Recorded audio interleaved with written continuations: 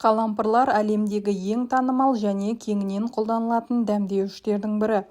Ал оның 10 түрлі дертке дауа екенін сіз білесіз бе?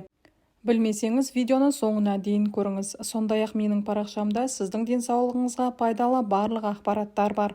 Сондықтан бірден тіркеліп алыңыз.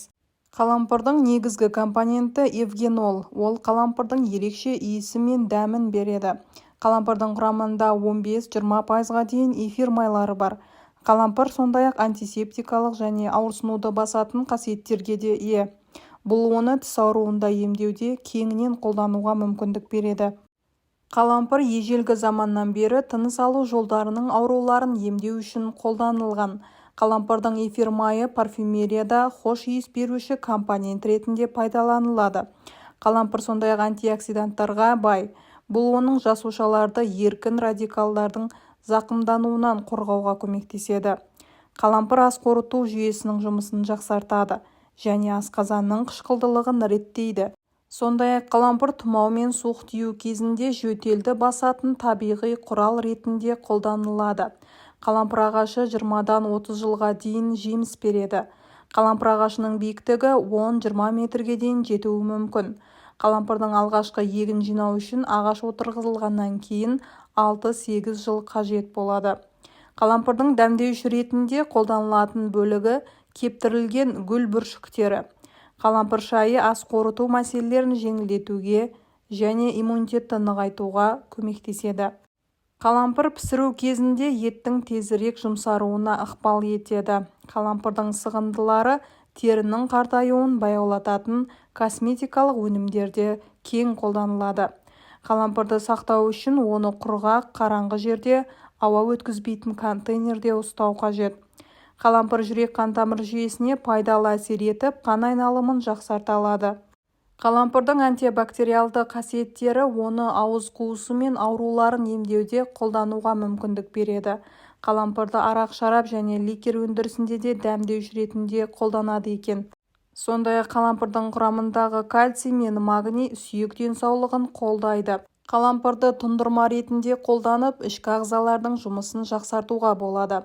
Қалампырдың эфир майы ароматерапияда тыныштандыратын және стрессті азайтатын құрал ретінде де пайдаланылады. Қалампырды артық қолдану асқазанның тітіркенуіне әкелуі мүмкін. Сондықтан оны мөлшермен пайдалану керек. Қалампырды шикі күйінде қолдану оның дәмін жоғарылатады. Ал пісіргенде оның хош иісі күшейеді. Қалампырдың антивирустық қасиеттері суық тиюден қорғап және тұмаудың алдын алады.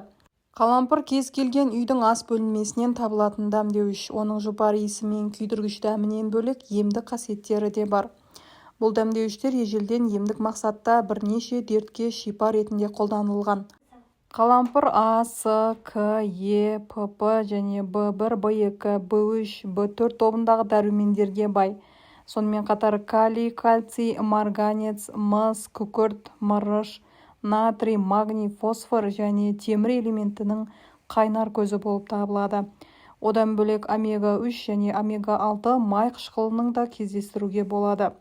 Осындай пайдалы әрі бағалы заттарының арқасында қалампыр халық емінде кеңінен қолданылады. Халықтың емінде тұнба, қайнатпа ретінде қолданылады. Тұнба үшін 1 десерт қасық қалампырды 1 литр қайнаған суға салып тұндырып қоясыз. Шамамен жарты сағат өткен соң тұнбаны сүзіп алып ем ретінде қолдануға болады. Ал қайнатпа үшін 1 шай қасық қалампырды 1 литр суға салып отқа қоясыз. Қайнауға жеткенде отын бәсеңдетіп 5 минуттай қайнатасыз. Белгіленген уақыттан соң қайнатпаны сүзіп алып, шыны ыдысқа құю керек. Қалампыр қандай дертке дауа бола алады? Ауыз қуысы ауруларын емдеуге қабілетті. Нақтырақ айтқанда, ауыз уылғанда, кариес түскенде, ауыздан жағымсыз иіс шыға бастағанда қалампырдың көмегіне жүгініңіз. Ем үшін 1 тал қалампырды аузыңызға салып, 15 минуттай шайнайсыз. Емді 1-2 рет қайталағаннан соң оң нәтижесін көресіз. Тамаққа тәбетіңіз тартпаған кезде де 1-2 дана қалампырды шайнасаңыз, араныңыз ашылып, тәбетіңіз артады. Емді тамақтанудан жарты сағат бұрын жүргізіңіз. Қан қысымыңыз түсіп кетсе, аузыңызға дереу қалампырды салыңыз. 1-2 дана қалампырмен 10 минуттың ішінде қан қысымын қалпына келтіруге болады. Тамағыңыз ауырып бастағанда, яғни ангина кезінде бадамша без қабынғанда қалампыр тұнбасының көмегіне жүгінуге болады. Күніне 2 рет тамағыңызды шайыңыз, ауруыңыздан тез-ақ жазылып кетесіз. Сондай-ақ қалампыр майы денедегі жарақат пен іріңді, бөртпенің ізін қалдырмай жазады. Ал майды дайындау үшін 100 мл зәйтүн майы мен 10 грамм дәмдеуішті араластырасыз. Оны орташа отқа қойып, қайнауға дейін жеткізіңіз. Дайын болған майды сүзіп алып, шыны ыдысқа құйыңыз. Емдік майды мейлінше тоңазытқышта сақтаған дұрыс. Буын ауруларында қалампыр майымен емдеуге болады. Алдымен майды қыздырып аласыз, сосын ауырған орынға сіңдіріп тұрып жағыңыз. Сыртынан жылы орап 5-10 минуттай тынығып жату керек. Ал сыздауық шығып жаныңызға батса, онда теріңізді қалампыр тұнбасымен сүртіңіз. Бұл дәріханадағы қымбат дәрілеріңізден әлде қайда пайдалы әрі тез нәтиже береді. Қант диабетімен ауыратындарға қалампыр тұнбасын ішуге кеңес беріледі. Бұл да өз кезегінде дертіңізге дауа болып, саулығыңызды сақтай алады. Қалампырдың құрттан да құтқаратын қасиеті бар. Ол үшін күн сайын шым-шым қалампырды ішке қабылдайсыз. Ескеріңіз, егер қалампырдың мөлшерін күн сайын көбейтіп отырсаңыз, алғашқы күні шым-шым, екінші күні шай қасықтың ұшымен қабылдайсыз. Емді айға жалғастырасыз. 1 айға дейін біраз қасыққа жеткізу керек. Ем болсын, ауырмаңыз. Ал осы видеоны жақындарыңызбен бөлісіп, каналға тіркеле кетіңіз.